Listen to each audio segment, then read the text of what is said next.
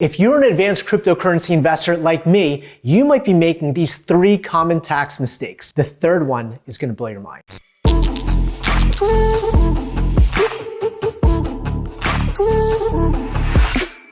Hey, what's up, Money Tribe? It's Eric, your wealth building partner.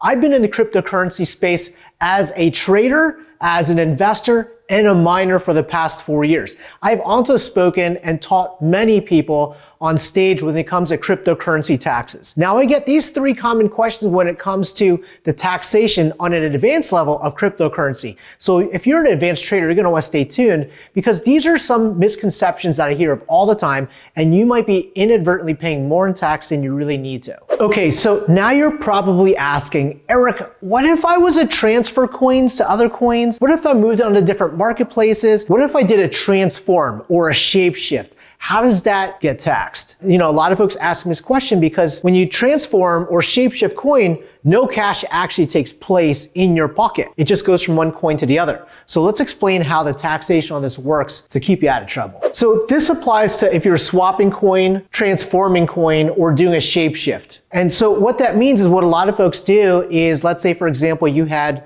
$500 or $1,000 of Ethereum sitting in your Coinbase account, and then you move that money over to BitMEX because you wanted to buy Dogecoin because it's a hot meme and it's to the moon. So now you have your $1,000 of ETH inside of BitMEX, and now you're gonna transfer or convert it into Dogecoin because BitMEX doesn't deal in US dollars. It deals strictly in coin itself. So now you're gonna exchange your $1,000 of Ethereum into Dogecoin. And now you're like, Eric, how do I pay the tax on this one? Or is there a tax because no money exchanged hands? So let's do a quick example. Let's say for example, and I'm just gonna change this from BTC to Doge because we all like the Doge. Let's say for example, you had $5,000 of Ethereum that you're transferring over. It's being sitting in Coinbase, going over to BitMEX, you're gonna buy Dogecoin with it because it's the hottest thing. Let's assume that in your Ethereum, you had $2,500 of built up capital gains, meaning you bought Ethereum at one point at $2,500. At the point of transfer to move it and to buy Dogecoin is now appreciated to $5,000, meaning you have $2,500 in profit. And just for sake of argument, let's just call that a long-term capital gain at 15%. Now, if you're buying and you're exchanging that Ethereum over for $5,000 of Dogecoin, a taxable event occurs because the original coin itself no longer is in existence. Now, regardless if you got cash in hand or Dogecoin is immaterial, you receive something in like kind for the coin that you exchanged. So now you have $5,000 of Dogecoin. With that, you're gonna just start tracking the basis, right? So on your Dogecoin, now you're just gonna track the base itself. However, the tax implication happens in the Ethereum side of the transaction. So $2,500 of profit at 15% tax, you're looking at like something like 300 some odd bucks. Let's pull out the handy dandy calculator here. So that's $375 in tax that the IRS is expecting from you. So here's the challenge, here's the question. Most of the time when you're transferring or transforming coin or swapping coin, nobody puts money aside to cover their tax liability. A lot of people forget about that. And they're just actively trading and moving coin from one coin to another. And then when they get their tax bill at the end of the year, or they get their statement from Coinbase saying that they had $500,000 in transactions, and now the IRS is saying that you owe $120,000, people are like freaking out, right? So this is really important to consider when you're swapping, shape-shifting, transforming coin. It may lead to a tax implication. And you as an American investor should start considering this cost because it can add up, right? So keep that in mind as an investor. All right, now that we covered that, let's talk about airdrops. Now, this is more of an advanced topic, an advanced conversation, but many of us might have already participated in it. Let's say, for example, the fork to Bitcoin Cash when you got this airdrop of coin. And this happens as coins fork, as they split, as things happen, you may be ended up participating in an airdrop. So airdrops, let's look at this guy just jumping out of the sky. Basically, you're getting this coin that just magically appears. Basically, what you're gonna be doing is you're gonna want to add that to your portfolio and treat the coin as if you have zero basis. Zero basis means you paid nothing for this coin. So when you eventually sell that coin, you have full gain, or all of the gains are taxable from zero to whatever you sold it at. For example, that happened with Bitcoin Cash or the Bitcoin fork where you had Bitcoin Cash awarded to you because you had Bitcoin in existence. And let's say, for example, Bitcoin Cash is now, I don't know, let's just call it $500, and you decide to sell that Bitcoin Cash.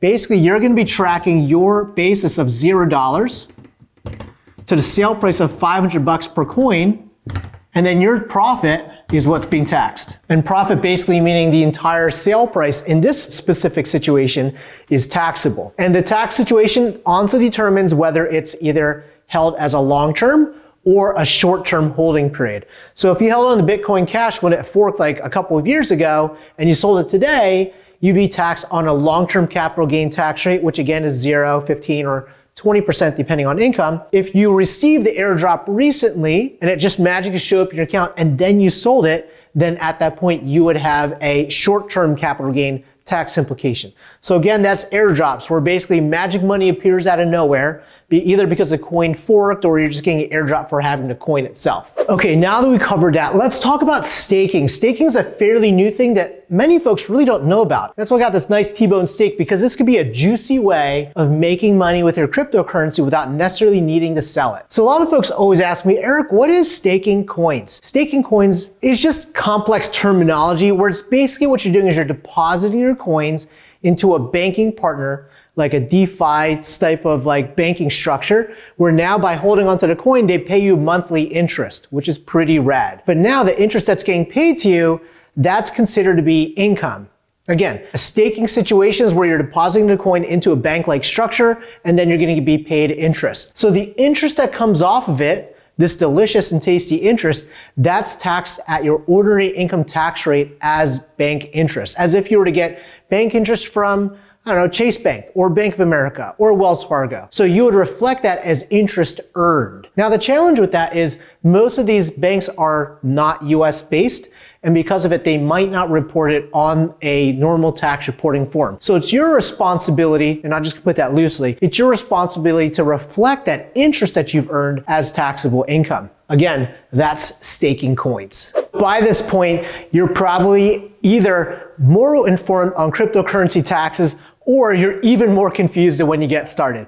And don't worry about it. Cryptocurrency taxes can be a complicated topic. The reality of it all is there's a lot of tax accountants, tax professionals that really don't understand cryptocurrency as well. So I get it. But like I said, I've been in this space for over 4 years now as an investor, as a day trader, as a miner, and also as a tax advisor. So I know a lot about the nuance and the ins and out of cryptocurrency taxation. Now, if you got a lot of questions popping up in your head when it comes to taxation or how to minimize the tax, or you want to learn more about advanced tax strategy, pop your questions and comments in the comment section below. I would love to see what you want me to make more videos about. And if there's enough interest, I'll make a video for you. Also, don't forget to like and follow or like and subscribe. Click these little buttons down here to let me know that number one, you appreciate the content, but also if you know anybody else that is a cryptocurrency investor or just wants to build wealth for themselves individually in person, I would love to be a part of yours and their journey. So don't forget to hit subscribe and share this content out